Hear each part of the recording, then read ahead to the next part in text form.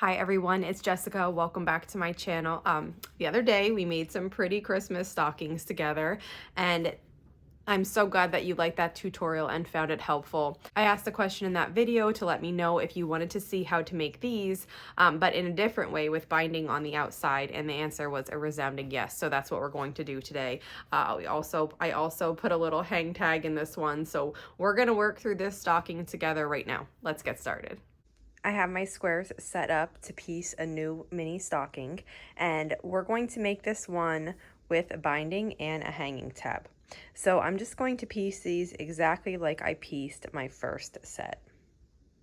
I'm getting my batting ready. I had questions on this in the last video. This is just warm and white. It's 100% cotton batting, and that's what I'm using here. When I'm doing the stockings, and I just have this little bit of batting, usually there's scraps that are folded up or something left over from a quilt. So I iron it. I iron it before I put the stocking on. So this little bit I've just ironed. It makes it nice and flat, and you can just like go right on it with the iron. It's fine. And then once it's nice and flat, I can lay my stocking on it, and then I'll just cut out roughly around this. So here's what I have so far. I sewed my stocking together in exactly the same way as I did the other day. I have 3 across, and I have 5 down, and then I added the 2 over here to make these bottom 2 rows 4 across. I press the piece fabric, and then I press the binding, and I put them together. They're not being held by anything right now. They're just pressure. And then I trace the stocking template onto this just so I had that there. The thing that's different about making a stocking with binding is that the lining and the top piece all go together. Whereas before, that didn't happen. We made the patchwork piece with the batting, and then we sewed the lining on later, and then the lining actually just got pushed into it. In this stocking, they're all together as one piece. So what I'm going to do is take the stocking and the batting, and I'm going to turn it over and put it right side together with the lining. Now you just need to make sure that you have enough room. After we sew across the top here, we're gonna flip this around. So I have a big piece. This is just half of a fat quarter here. And just make sure you have enough room on both sides so that when you flip it over, the whole inside of the stocking has coverage. So let's start by sewing across here. I'm just using 1/4 inch seam allowance. And I'm sewing across the top because the sides of the stocking are going to have binding, but the top is not. So when I open this up, this is what it looks like. I'm just going to like finger press this, and then I'm going to take this here and I'm going to flip it. If you want, you can press this with an iron to get a nice crisp edge. If I just give this a little bit of attention with my fingers here, I'll have a nice crisp edge without needing to press. So now you can see this is kind of how it looked the other day before we top stitched, but the difference is nothing is quilted yet, and the lining is just sitting on the back of the stocking. And then what I'm going to do, I'm going to switch to 34D and use that foot to quilt. And then we're going to quilt this in exactly the same way, except now we're quilting it all 3 layers instead of just the piece, the patchwork piece and the batting. We're doing all 3 layers. And I kind of cut the batting just a little bit closer than I did last time, just because I wasn't sure how big of a piece I would have underneath for the lining. So I wanted to make sure I could see that I had coverage all the way around, but I ended up finding a fat quarter to use, so I have plenty of room. And I'm just going to repeat what I did the other day. I'm going to stitch about 1/4 inch away from the seam line. I'm on the vertical quilting now, and the only thing that's a little bit different here is this edge is already finished. This is going to be the top of the stocking. So what I'm doing just a little bit differently, right now my stitch length is a 3, but once I get close to the edge like this, I'm going to turn it down. I'm at like a 2.1 here, and I'm going to stitch forward just right off the stocking 1 stitch, and then I go backwards, and I'm just locking the stitch in here, so I'll just do that a few times.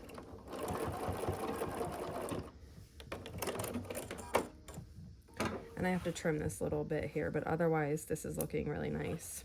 So the top of the stocking looks like this then. And when the edge isn't finished, you can just sew right off of that. You don't have to worry about back stitching or anything. You can just like sew right off the edge. So here is what this looks like right now. It's quilted. The back of it is quilted. And the next step would be to repeat this for the other panel, and then we're going to cut this out along the line that I traced from the stocking template. I'm just finishing cutting this out here.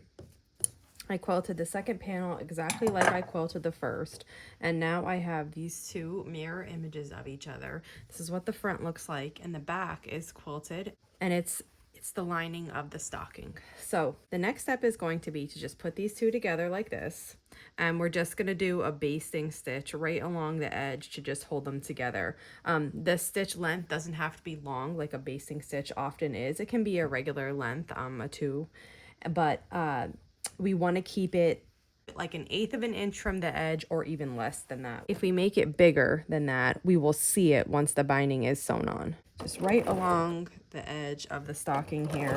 I'm staying as close as I can to the edge without, you know, going off. I'm just going to sew. And this is just going to hold the stocking layers together until we get the binding on and really finalize their position. The other thing we are going to do here is insert the little hanger. So I'm going to go almost all the way around.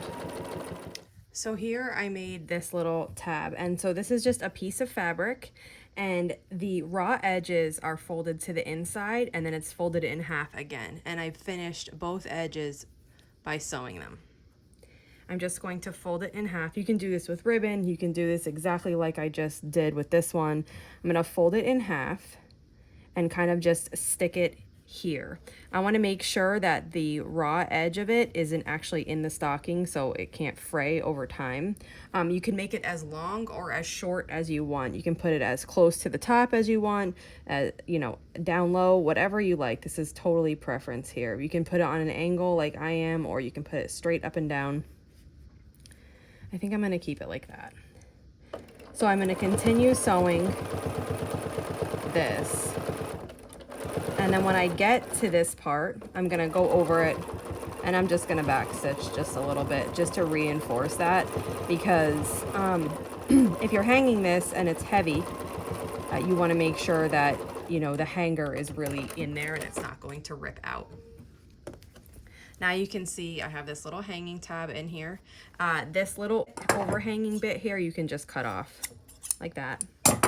And then now the next step is to make the binding. So to bind this, we need to make a bias binding. And I promise you, it is not hard.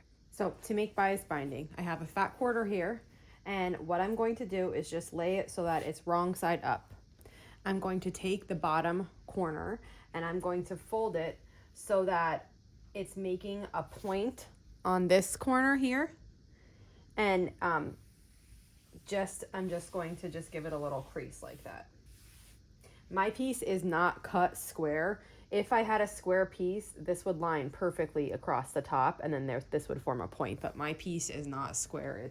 This edge is a little wavy and that's why they're not matching up. So after you do this, you're going to take this top corner and fold it down so that this is matching here.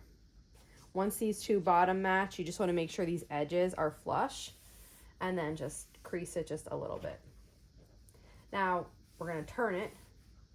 And we're just going to cut just these folds off before we start cutting our binding strips. So I just want to take these folds off. So I'm just going to cut just a really little piece here like that to get rid of the folds. Now I'm going to take it and just turn it around and start cutting my binding strips. I'm trying to keep everything like in line and not getting it messed up when I turn around. I usually cut my binding at 2.5 inches. That's preference, so just do whatever you want, whatever works for you. And then you can just cut your binding strips from this. The thing I think that is a little bit tricky with bias binding is the amount you get when you cut each strip is dependent on the size that you start with. I'm only starting with a fat quarter, so my strips aren't going to be incredibly long, but this is one of my strips now. And you'll see I cut this on the bias because before this was straight. If you can still see right here, This is what it looked like before. And I cut it on the bias, which gives me a diagonal piece now. And when I pull this, it's really stretchy. That's the benefit of bias binding. It's very stretchy and it helps you move around curves, and that's what we need to bind this stocking.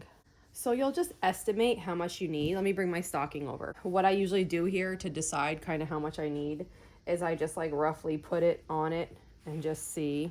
So I need more than one piece. I think 2 pieces are going to be fine. So I probably didn't even need to make this cut at all, but it's okay because I can use that to do another one. And we're going to go back to the sewing machine and put the bias binding on this stocking. Editing Jessica interrupting here. Yesterday when I was recording the tutorial for this stocking, I must have not hit record for part of it because I go from having, you know, a stocking like this to having a completed bound stocking, and I'm like, wait a second. So needless to say, this video is going to be a little late today, but I have remade it up to this point, and now we're going to work on binding it together. So I chose similar fabrics here. My hang tag's a little different, but I just put that in. I sewed around the outside to hold it, and now we're going to work on the binding. So we made the bias binding, and now we're just going to join it. I'm just going to do the diagonal join on the binding.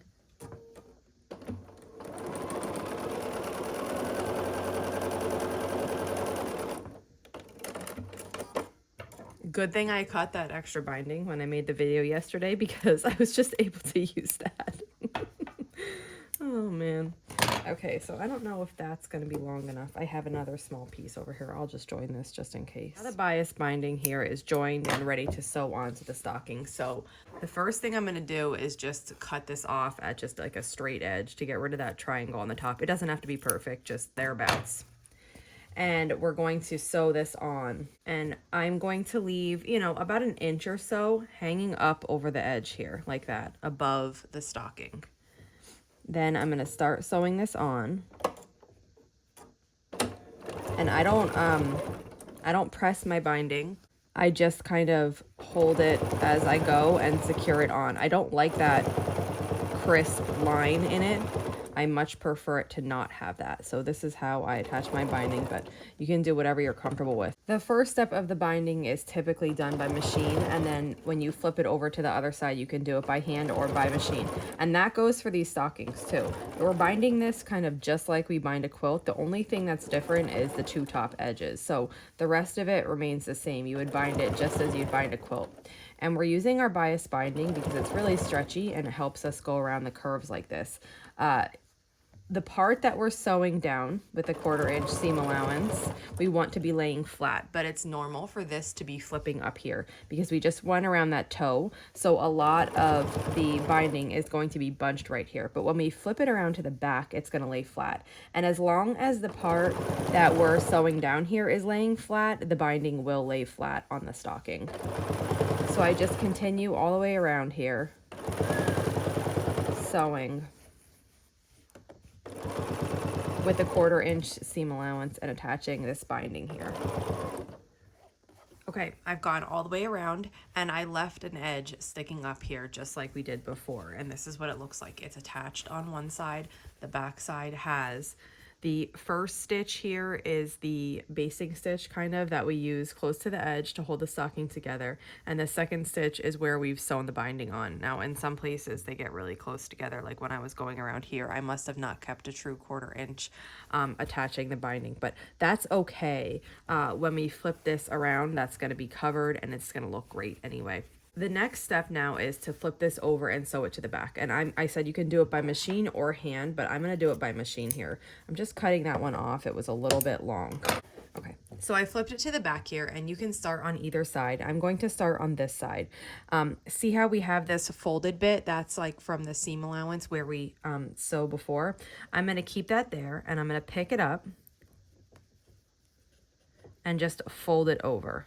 And what it's doing is just closing this part where it has the open edge like that. So it's just wrapping that up and keeping it closed.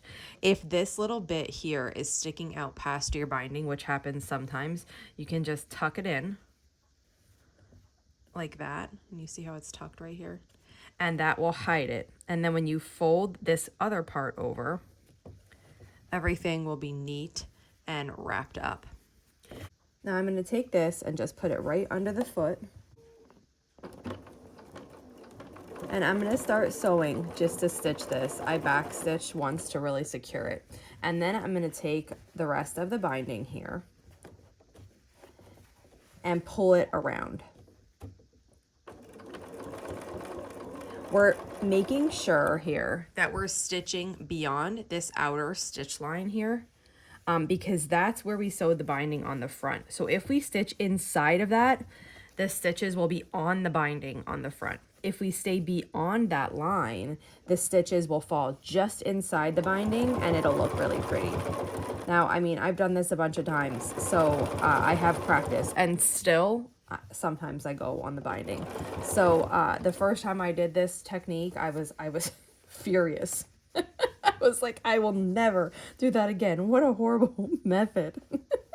But eventually I calmed down and I went back to it, and I like it now. So it takes a lot of practice though. So don't beat yourself up if you stitch onto the binding or if it's not perfect. And then basically what you do is you just keep holding the binding and rotating the stocking. Go as slow as you need. If you need to lift your presser foot up sometimes to just get the binding to lay nice and flat, you can do that. And just take your time and go all the way around. I might have went onto the binding on the front there. I think I did, but we'll see. So just keep with it and go all the way around.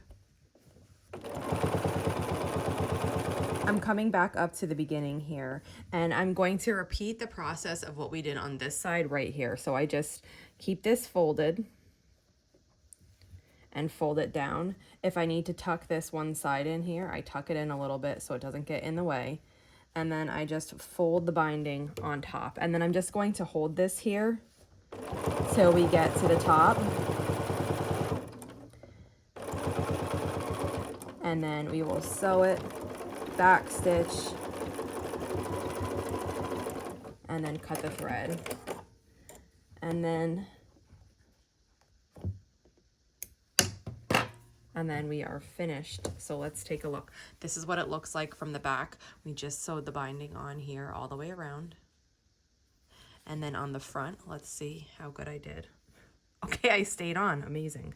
All right, so all my stitches are going to be right in front of the binding. Sometimes I come out a little bit further. It just depends. I probably didn't keep a good 1/4 inch here. It comes out a little further. Then it goes right back into where the binding is all the way around. And this is what this will look like.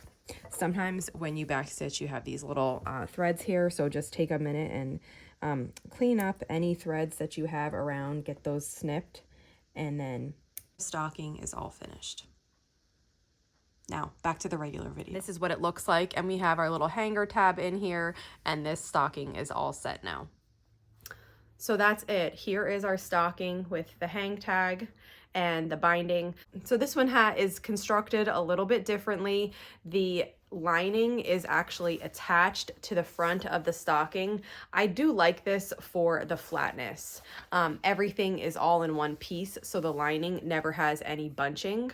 If your lining is cut perfectly, you won't have bunching with this one either. But sometimes the lining can be tricky to get it cut just right and to not have it. So perhaps if you're having that issue, or if you just want to try this one with binding out, you can give it a try. You can use the same template as this one. I'll link again to that below. It's roughly the same size. The binding makes it just a touch larger, you can see there. If you have any questions on how to make this, just let me know. And if not, I'll see you back here soon. Thanks for following along.